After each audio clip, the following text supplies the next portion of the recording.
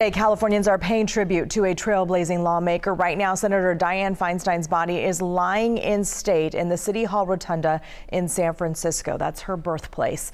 Thanks for joining us for the KCRA 3 News at noon. I'm Lisa Gonzalez. The public has the chance to say their final goodbyes to the late senator.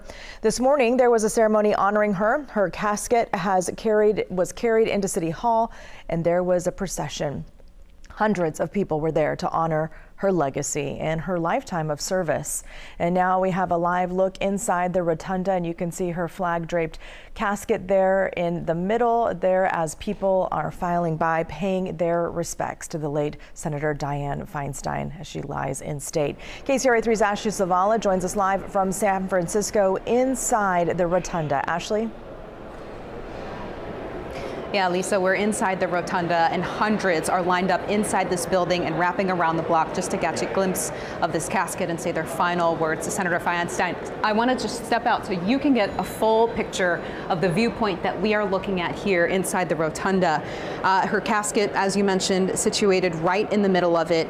And there's a violinist that had been playing classical music just before we came on air. We actually do see a few state leaders here that have come and gone. Actually up looking over the casket right now is San Francisco Assemblyman Phil Ting is here. We saw Senator Dodd here earlier, and just minutes ago we did see Mayor London Breed come by and say a few words just in front of the casket. So a lot of folks, members of the public, as well as some dignitaries who aren't doing necessarily official events around what's happening here today.